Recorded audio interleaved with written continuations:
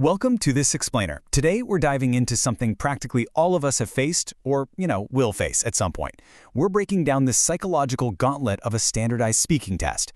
But hey, we're not just going to casually skim a list of questions. No way. We're going to completely unpack the hidden architecture of this test. We're talking about the psychological pacing, the deliberate sequencing, and the escalating cognitive load that is literally baked right into the exam's DNA. It's an absolutely fascinating piece of structural design, so let's get right into it. To kick things off, I'm putting you right in the hot seat. Just imagine, you're sitting across from a totally stoic examiner, the clock is ticking loudly in the background, and suddenly they hit you with this.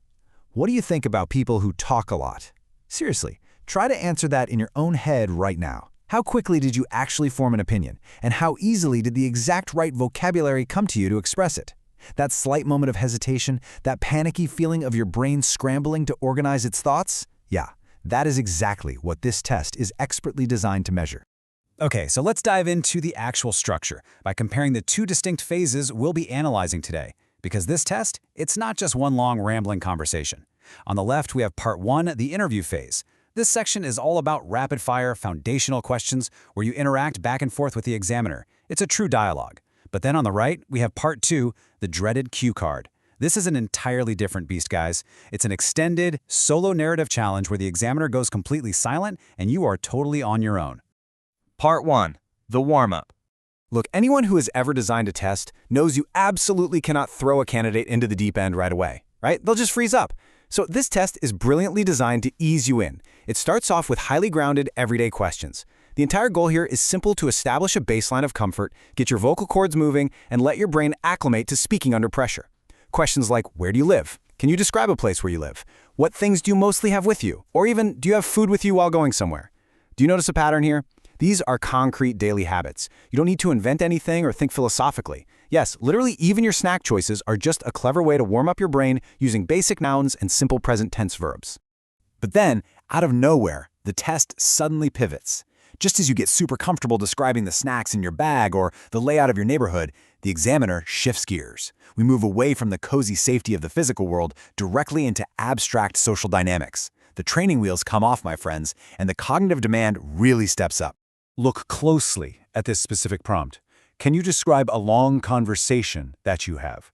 This right here represents a sudden, massive leap in difficulty. You aren't just listing items in your pocket anymore. You're now required to reach deep into your memory, retrieve a specific social interaction, summarize complex dialogue, and articulate the natural flow of a discussion. Doing all of that while maintaining proper grammar and pacing in real time, that requires some major mental agility. So the crucial point is that when these social and communication prompts are grouped together, asking what you think about people who talk a lot, or what you talk about with your friends, they force you to articulate abstract opinions and analyze your interpersonal relationships on the fly. You're shifting from objectively describing your living room to subjectively analyzing human behavior. It's a huge jump. The thematic seed: electricity. Now this is where things get really fascinating. The test designers aren't just asking random questions here. They're actually playing a game of linguistic chess with your brain, quietly setting up the board for the final challenge. They'll ask an oddly specific question like, what gadgets do you use which is power electricity? In the moment, it might just seem like another random lifestyle question about your smartphone or your laptop. But it's not random at all.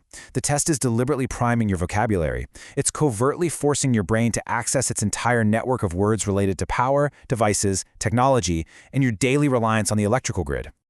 Part 2, the cue card. And here we are. This is the moment. The rapid-fire back-and-forth interview abruptly stops.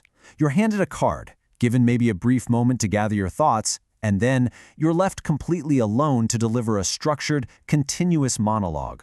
The safety net of conversation is entirely gone. And here is the core prompt of the cue card, the ultimate challenge. Describe a situation where you have no electricity, you should say.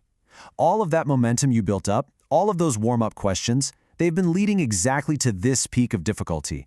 You must now weave a compelling, sustained story about a total power outage.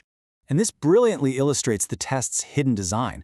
You were actively primed to talk about using power and gadgets in part 1, activating all that specific technological vocabulary. Then, immediately in Part 2, the rug is completely pulled out from under you. You must now describe a narrative where that exact thing is stripped away. It is a masterful test of linguistic agility, taking the theme you literally just warmed up with and forcing you to completely invert it. Now, the test doesn't just want you to ramble blindly about sitting in the dark. Oh no, it demands a highly sequential narrative. To succeed, you have to instantly construct a story following strict steps. Step 1, when and where it happened. You're setting the scene. Step 2, what happened when it went off, the inciting incident.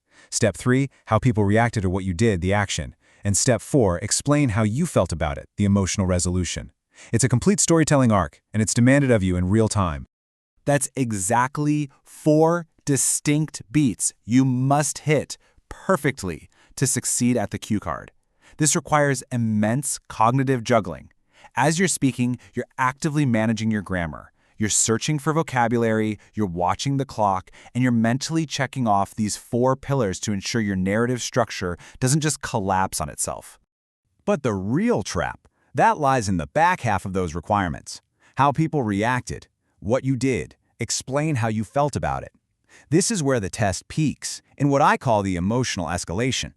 We've moved incredibly far past the basic physical descriptions of Part 1. To hit these final beats, you're forced to deploy complex vocabulary regarding human behavior, crisis management, panic, relief, and deep internal emotion.